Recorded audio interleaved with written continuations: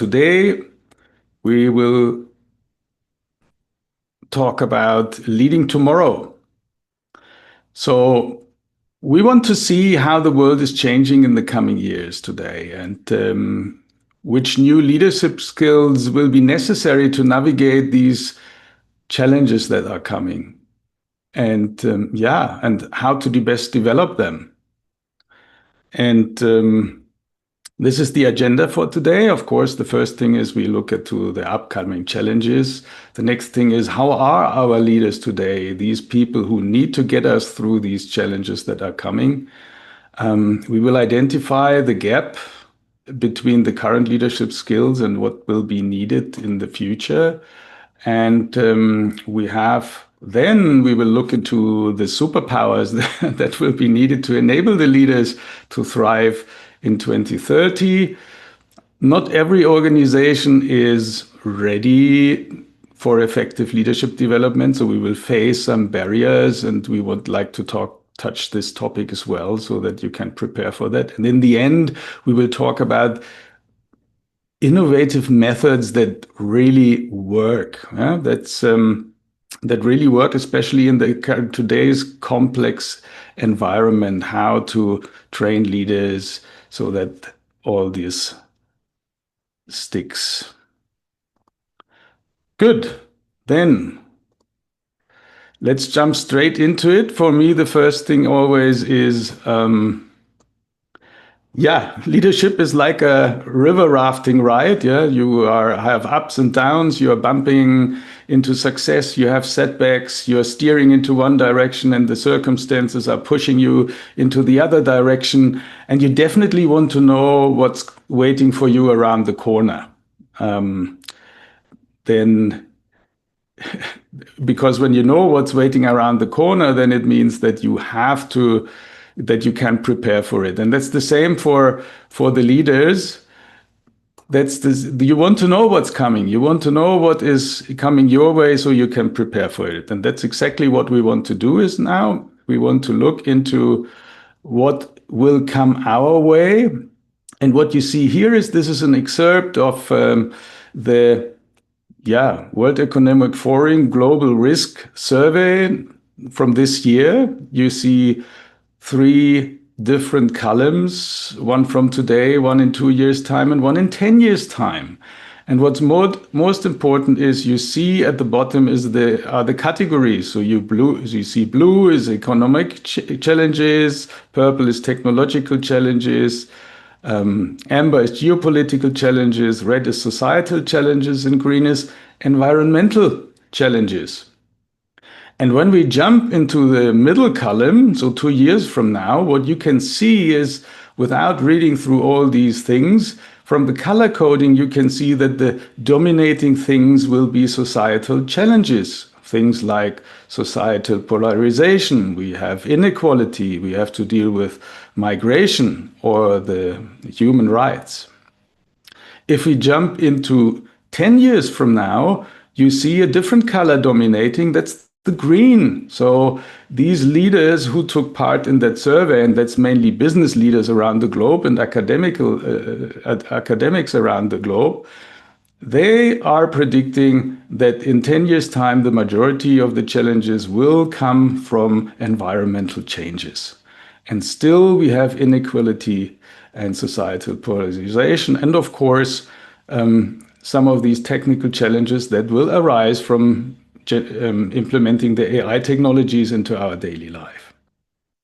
When we go back to the very first column, what you can see is, there's a blue challenge. That's an economic challenge. And these economic challenges are what we get trained for at the business schools. And that's not coming up in the top 10 for the coming years.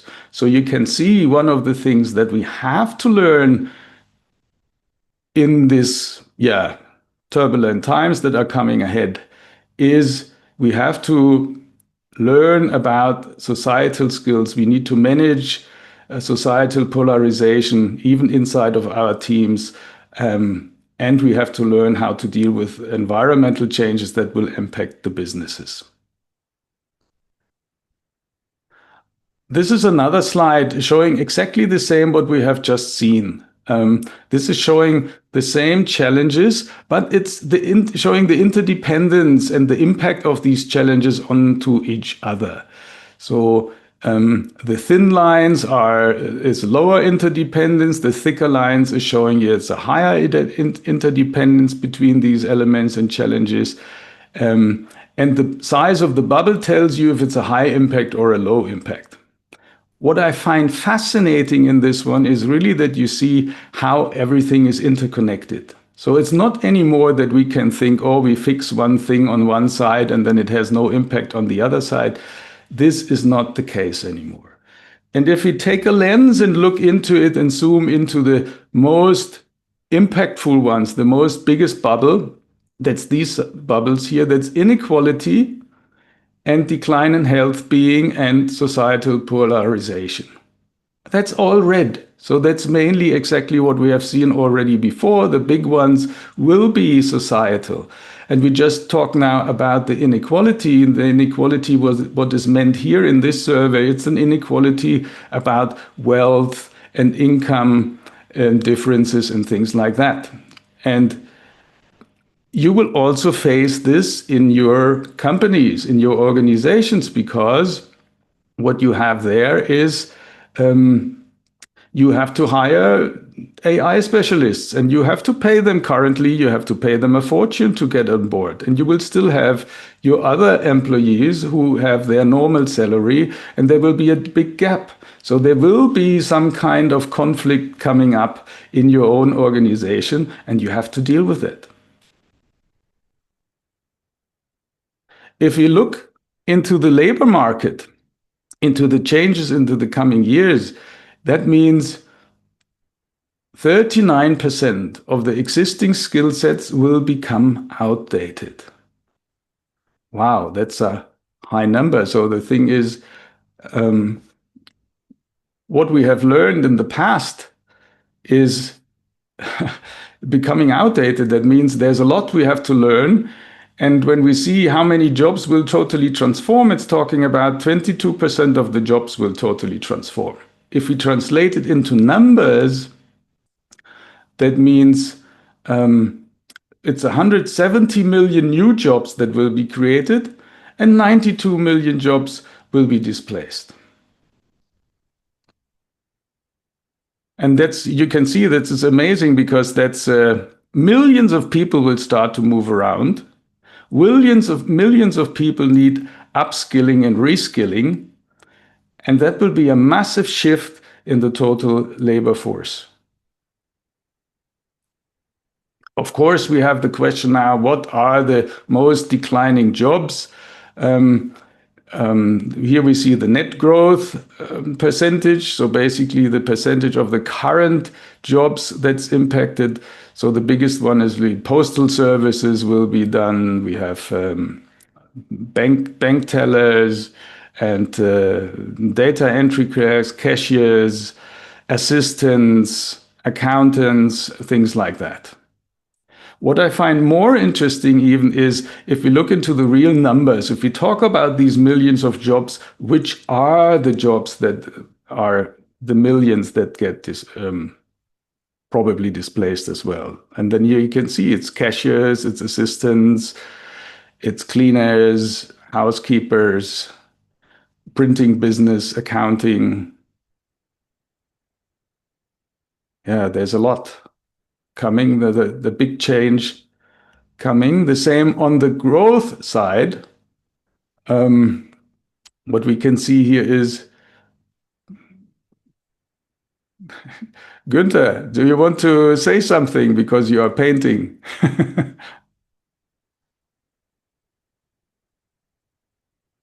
At least on my screen. Oh, good. I just carry on.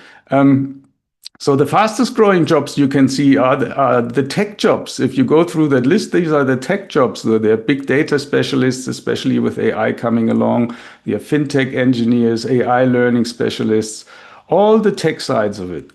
If we then jump to where the millions will grow, we earlier saw that 170 million new jobs will be created. It's quite astonishing because the number one here, you can see 35 million jobs will be created in the farm workers, laborers, and other agricultural workers areas. That's quite astonishing. And I was wondering where this came from, because I can understand the second one, because this is delivery service drivers, because these Amazons and friends, they will continue to grow, and you need people to deliver that. And then we have, of course, application developers and so on. But where is the first one coming from? Do you have an idea? Who wants to guess? Just open your mic and let me know your thoughts.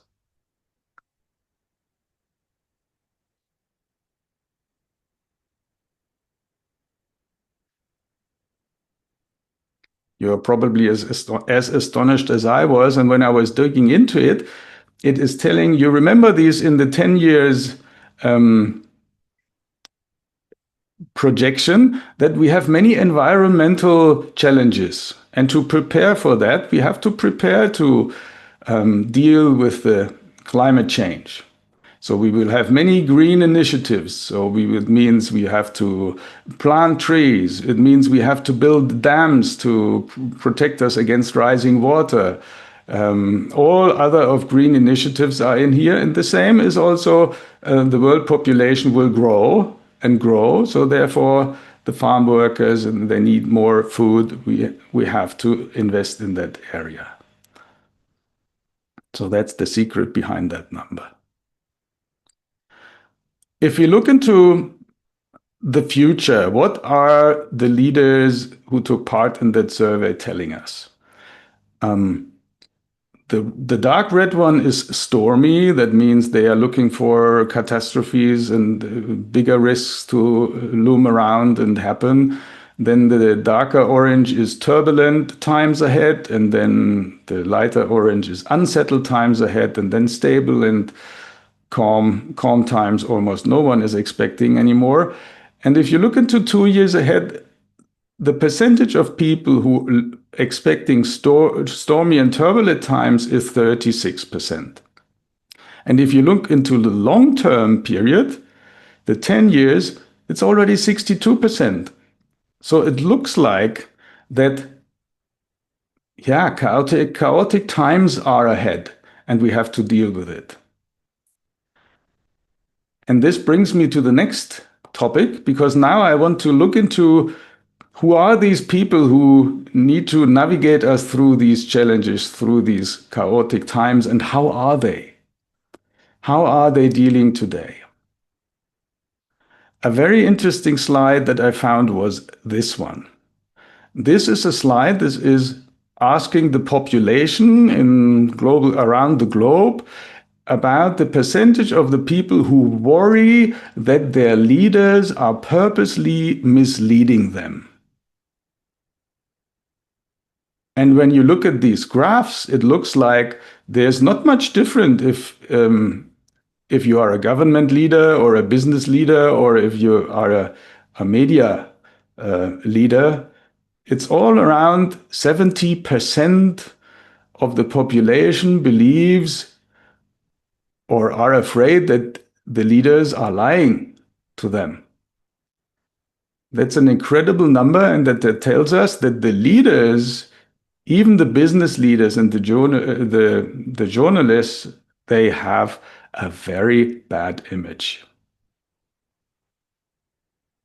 If we step inside the organization and see, okay, how do leaders trust themselves?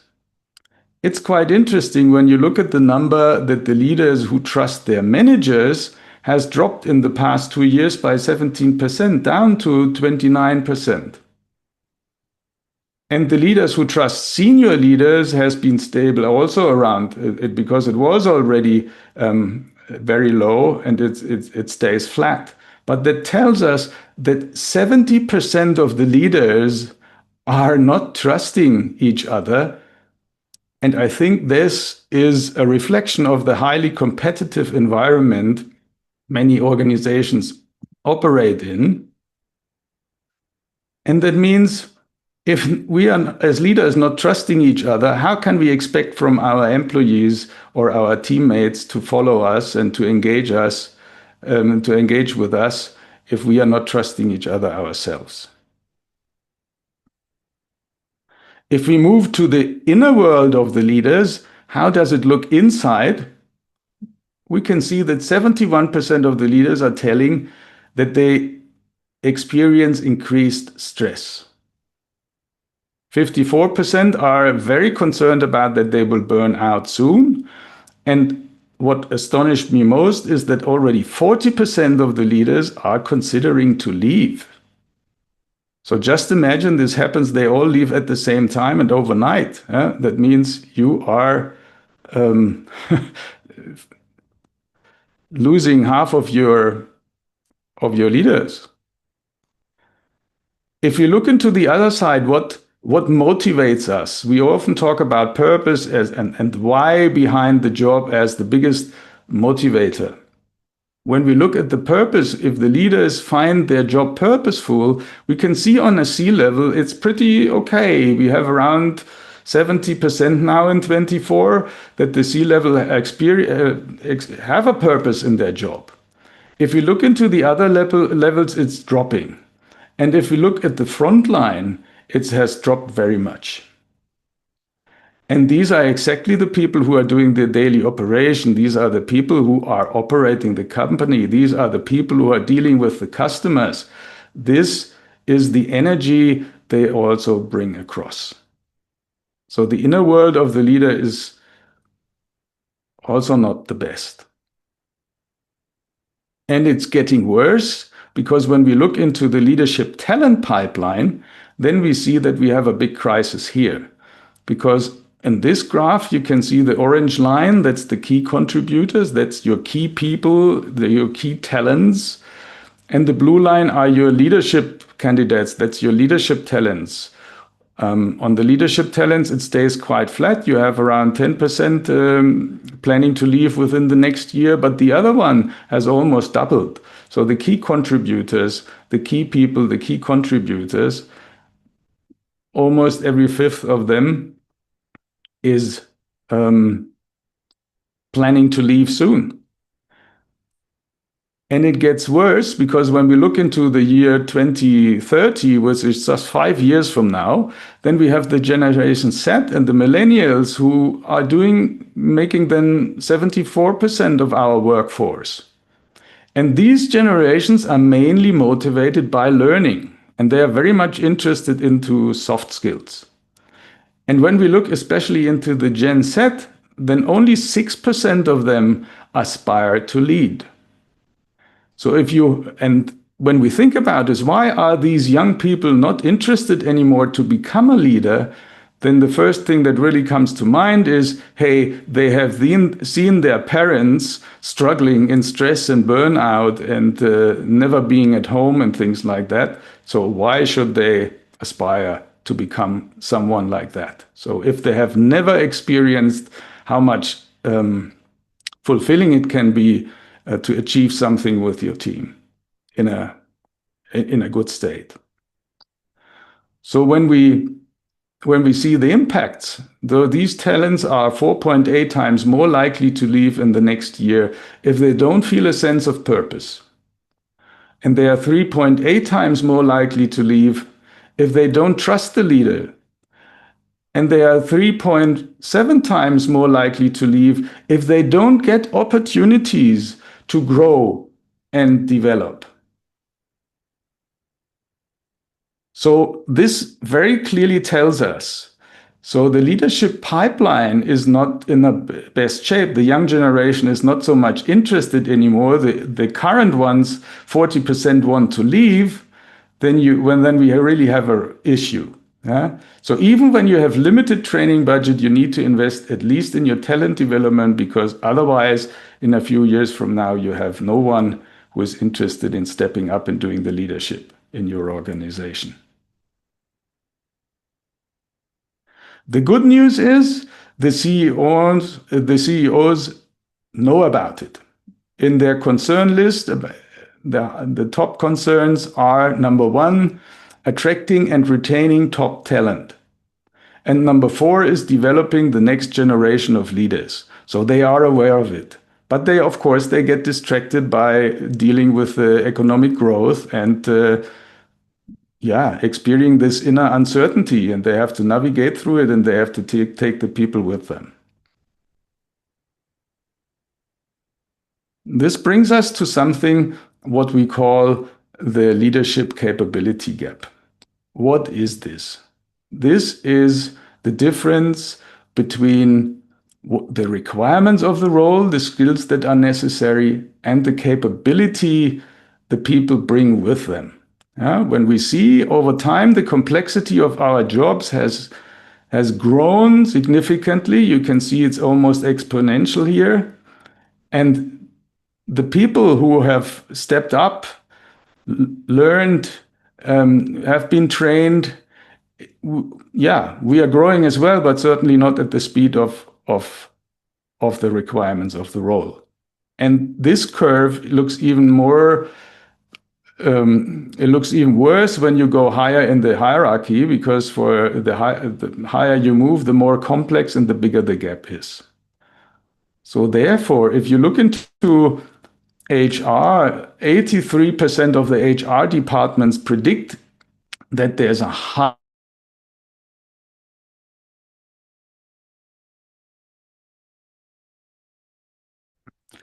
So what's the gap now?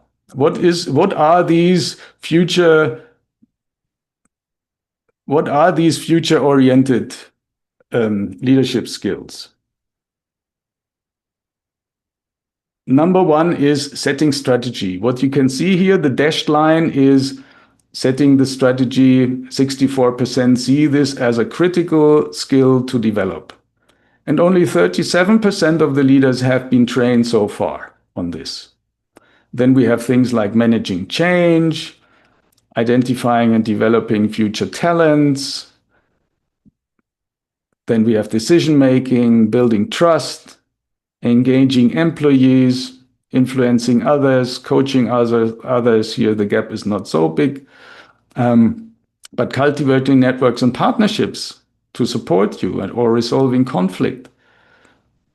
So there are lots of gaps here, which the leaders are seeing as future-oriented leadership skills.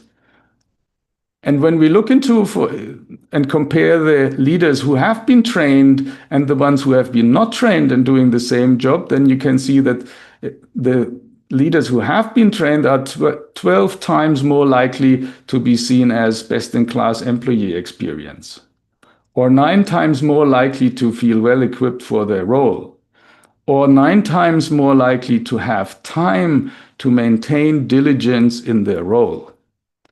Especially the last one I find quite interesting, because time pressure is the number 1 reason for stress, according to the research. So when we are working with the leaders in the courses or the leaders we have in the coaching, we often hear exactly this. Many of the leaders are facing this every day. It doesn't mean that they are facing everything every time, but it's almost they have the one or the other bullet point going on within them. So the leaders often do not have the necessary time they need, or they do not have the necessary knowledge. Because if you imagine that if the knowledge is doubling every week, how can you keep up with it?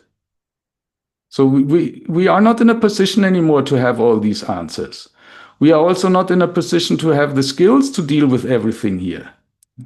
Because with AI coming along and the research will explode, many more discoveries will be done.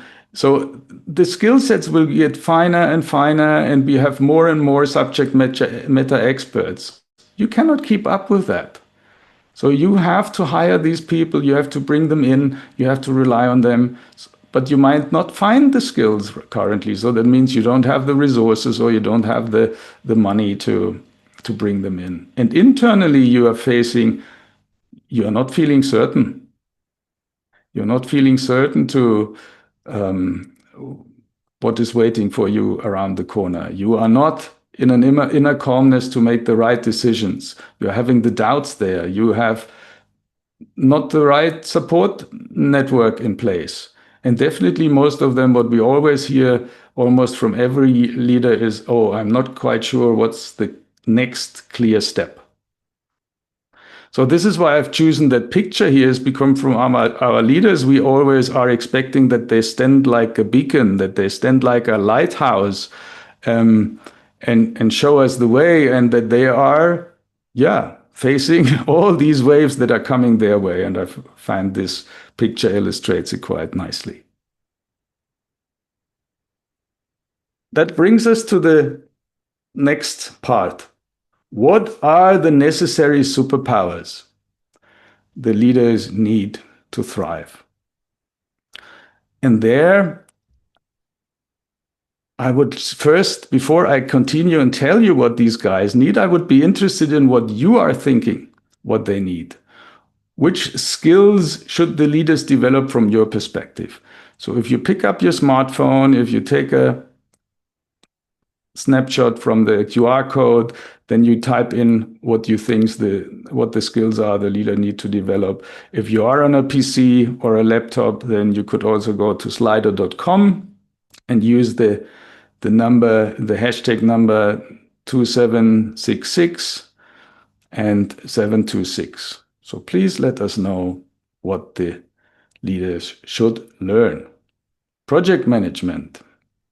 Thank you, definitely. Foresight, flexibility. Yes, adaptability is definitely, we have to be flexible. We would like to have foresights as much as possible. Inner calm, absolutely.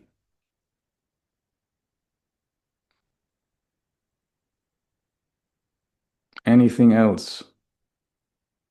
Intuition, yes, a very important point, especially if you imagine AI giving you all the information, you need to find out if this is made up or not. You need intuition, comfortable with uncertainty, absolutely. Inner calm, again, yes.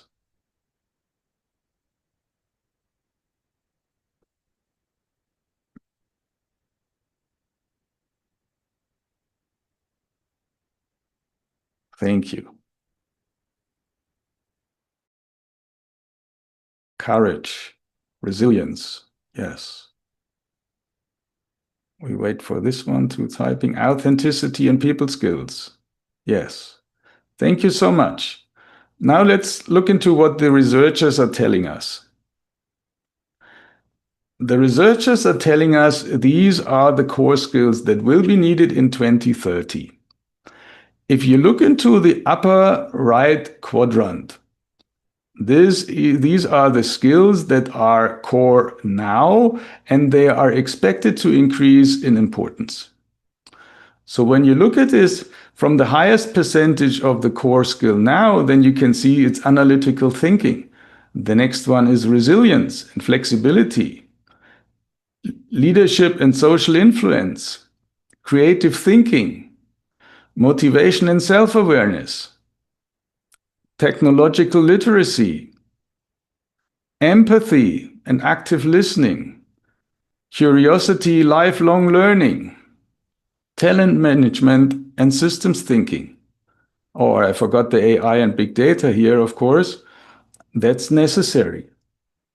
If you look into it closely, what we can see is, and I've marked them all here, out of these 11, 8 of these capabilities, 8 of these skills are human-centric skills. And that means that the future mainly builds on human-centric skills. And that's good news for us because we are all human beings. Because the analytical thinking, I'm very sure, will be soon taken over by AI as well.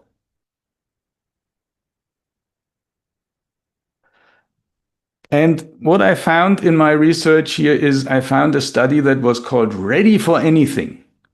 It was telling these are the leadership skills that you need if you want to be ready for everything.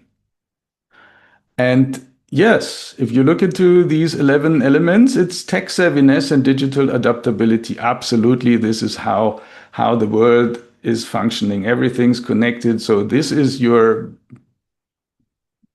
yeah, that's the foundation of everything. And then the next thing is already almost at the same percentage is empathy. It's empathy in the communication, feedback, listening. The next thing is high emotional and social intelligence. To manage conflict in your team, to influence others, to promote diversity and inclusion,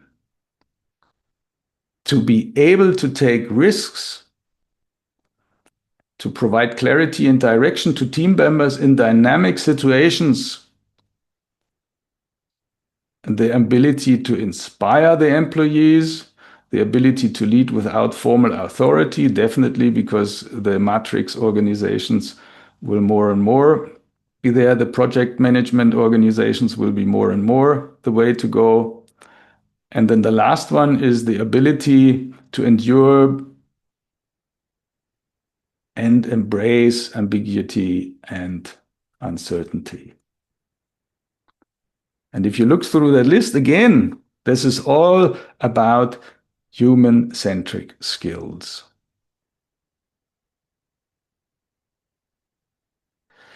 If we then look into it, what are the barriers to development? Because not every company is, not every organization is ready. What is blocking us? What is holding the leaders back to develop their full potential? And then the first question we have here, are these leadership development programs having the right focus? When we look into the current ones, the primary goals of them are implementing automation. Definitely. Incorporating AI into business practices. Definitely. Strengthening our corporate culture, of course. And building capacity to innovate. Yes, absolute necessary. But keeping that in mind, what we have just heard, there need to be a shift, or there need to be a bigger offer, or at least from a priority perspective. When we look then into the individual, what we often hear is here, oh, I can't develop further, I cannot grow because I have not enough time to complete my learning. That's the first element you can see here. The second thing is what we also hear is often from the leaders is, oh, I'm not quite sure what I should learn first. So I'm not quite clear what my gaps are. Then this one is one of the very big ones for me, because is when we have trained the people, what we see is if they go back to the organization and they find themselves in let's say a toxic culture or a culture that resists that change, they don't know. They don't know what to do with it. Yeah, and they feel rejected. They don't implement it, and then the knowledge and the experience is lost. The next one for me is also the support from the C leaders. If it really depends, if the leaders are not the role models to tell them to learn human-centric skills, they will be all focused on the technical skills. So we have several of the customers who, with AI coming along, have switched from the human-centric skills to the AI skills, implementing it. It's definitely a right move, but it depends on where the priorities are. And then the last one is insufficient budget. We have seen this in some of the companies, because every time when the budget is tight, trainings is one of the first things that gets cut. But please keep in mind what we have seen with the talents. The talents are leaving if they don't get the opportunity to grow and learn. This is a big one for me. This is about the attitude and the willingness. And here I just picked a quote from a senior director in a health care company. And he said, the number one thing of our business leaders they need to do differently is to recognize that the things that they have gotten them to the place they are, and they are really good at that, will not get us to the next level. So we all need an internal introspection on not just our strengths and weaknesses, but on those things we don't like to do, and embrace these changes. And this is what often happens. Especially with the senior leaders, they say, I don't have time to do this, work with my team, but I know this already, I have been this and that, or I don't have the time, I don't have the willingness, my skills have taken me so far, I'm in good shape. This will be not the case anymore in the future. The other important thing is about the unawareness of the own impact. So your thoughts, your emotions, your behaviors, your actions, they all have an impact. And the first impact is on yourself, on your state, on your stress level. And this spills out to the one that are closest to you. That's your family, your friends, and the team you're spending most of the time with. And then this goes to the next circle, which means then you are impacting with that kind of energy the shareholders and the customers and the partners and suppliers and even the families of the employees. Because let's say if you had, if your employee had a bad experience with you during the day, he has to go home one time in the evening, and then you don't know what happens and how that multiplies in that family. And then the next cycle is the humanity, society, and the environment we will impact it. And of course, other species as well. And in the end, of course, we talk about the whole planet, and we are starting to speak about space. Because when you think about when our leaders are moving to the Mars to exploit resources there, I don't think we start with different rules. I don't think we start with different mindsets to work with each other. It will be a duplication of what we had here before. So this brings us to how can we effectively develop the leaders? How can we make sure that the leaders are learning and that this sticks with them? Before we go into that, I would like to touch the different delivery demands what we face. So we can see there's a lot of different ways in the meantime. So we are talking about online, we are talking about in person, we are talking about virtual reality, we are talking about blended training, coaching programs, and experiential simulations, so we like games and things like that. We also have great experience with the games. Or we are having a cooperation with a company in Berlin about the VR side of the leadership simulation. So this is all on the plate. So basically you have to choose which way you want to go. But what is most important is this one, because we are talking about, in my view, a new era of leadership development. We have seen that millions need that upskilling. We have seen that there is a high need for social and environmental skills.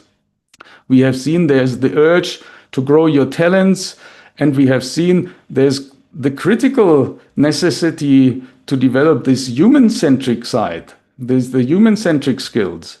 And we need to be conscious about the impact on ourselves and others, because otherwise we simply multiply the stress that we are in. So these programs need to be designed for a high pressure environment where the leaders are facing immediate challenges. They have limited time and limited resources, and it needs to be for leaders who feel uncertain and stressed. So these are the elements that research and our own experience are telling us. So at first, it needs to be time efficient. So the times that we are taking a senior leadership team out for 1 week and on an off-site and training them, these times are over because this is not possible anymore. So it needs to be time efficient. but not in a way that we have had one customer who has asked us, hey, can you do knowledge nuggets within 30 minutes? This doesn't make sense either. So we need to find a balance here and a way. It needs to be personally relevant because this motivates the people. It needs to be aligned with the strategy. So they need to, they have the chance to apply it in their job. It needs to be timely. That means it needs to happen now when they have the challenge and they need to work on a solution. In our journeys, for example, we do it that way, that what we teach, we always use the challenge of the leaders they currently have, because that's the best way to bring it into practice as well. From our perspective, we need to do a whole person approach. So you can't neglect if that person has a problem currently privately, or it has a health issue or whatever. This needs to be taken into account. You have to be consistently on it. That means there's an ongoing engagement. This is not something you do 2 or 3 times. These journeys, these leadership development journeys, need to take several weeks or months so that it sticks. It needs to be based on experiential learning. So it's not just for your cognitive area. You need to feel it with your senses. You need to experience it so that these insights get embodied. You need to work with collective intelligence to have the different perspectives of your peers. You need a safe space to practice all of that. Yeah. So as you have seen earlier, we have these organizations, the cultures that are resisting these new ideas. So we need to practice it first in these safe spaces. We need to practice this together with peers. So we have peer interactions. And you have group collaboration so that you have to work hand in hand. And finally, we always have the individual support. That means some people have an issue here or there, or they don't get it, or they have a personal blockage or a limiting belief or something like that. So we will support it with coaching, mentoring, whatever is needed or is available in your organization. This is the way to do it. So what we can see is that the leaders grow best in a dynamic, adaptive learning ecosystem. What is meant by that? So the research is telling us that the organizations that are blending several of these approaches, they have a 5 times more likely that these leadership skills get implemented and the capabilities get improved. So this is the way to do it. We have seen there is tons of demand coming around the corner. We need to prepare. We need to think where we train, and we need to start sooner than later because the future is already here. And with that, I would like to stop this one here and we move to question and answers.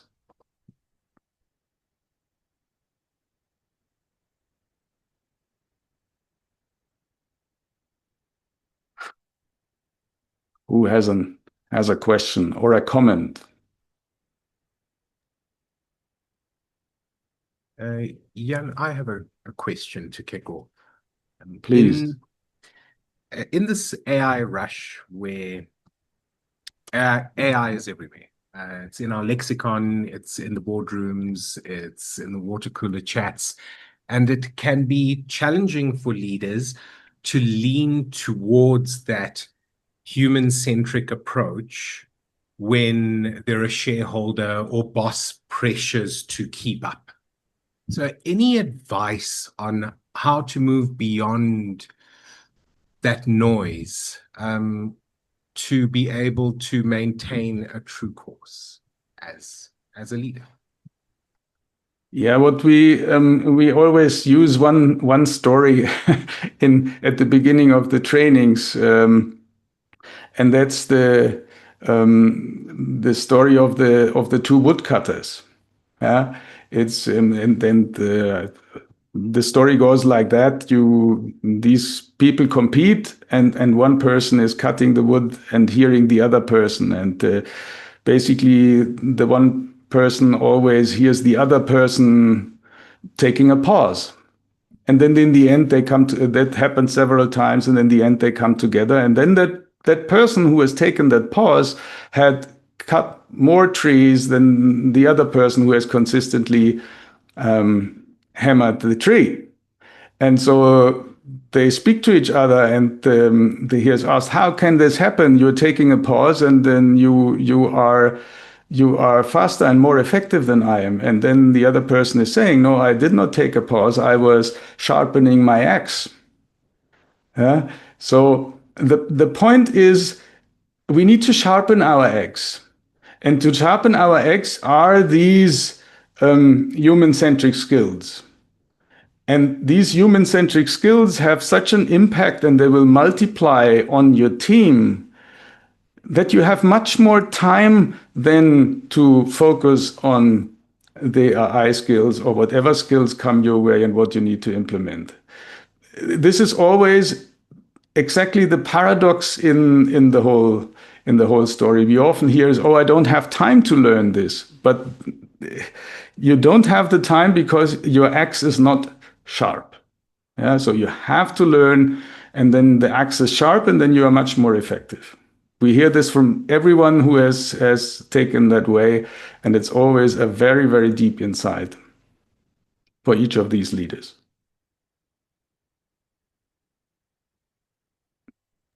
Thank you, Guru. Any other questions? Yeah, and I wonder what you think about decoupling leadership from a role and making it a responsibility of everybody. Could that address some of the challenges that you outlined? I think that's an optional route. Thank you for asking, Thomas. That's an optional route, but that depends on the people you have. Yeah. So we had one project where someone was telling, and can we please implement holacracy in his organization, which means you are absolutely removing the leadership, you move to circles and the responsibilities. That's a nice idea if you have the right people to do so. Because if you have people who have been on the company for 20 years and you had a very rigid hierarchical approach and your leader was always telling you what to do, and now suddenly overnight you are removing this principle, and now you have the freedom and you can do what you want, these people would collapse. So you first have to check what kind of people you have available, and then you can implement it. So if you have the right people to do so, if they have the autonomy, if they have the emotional intelligence, if they have the confidence, you can definitely do so. I also think that through that influence, that the leaders are not having the answer anymore, because the knowledge is exploding. You need different skill sets. So the leader, I think, is more and more moving into a coordination role. Yeah? Let's say, especially when we are here in Germany or in Europe, especially I think Germany, you always the best person, the subject matter expert becomes the boss, yeah, because that's the person who knows the best about these things. And that doesn't work anymore in the future. Yeah? So you need people who are able to lead people. And that could mean you have no clue anymore about the topics, yeah? But you are the best person to create or to unleash the potential of the people. Thank you, Thomas. Adam, please. Yeah, hello. Thank you very much for your presentation, as always. It's great to see you. Thank you for joining. I wanted to share with you a thought. I had the privilege of being at the Singularity Summit in South Africa the week before last. And there was a presentation, and the presenter referred to their definition of leadership as follows, that leaders help others see a path for themselves for the future. And I thought it was such a great way to summarize the role of a leader. But the presenter went on, and it's probably a subject for us to explore on another day. But he went on to say, what's the difference between a good leader and a great leader?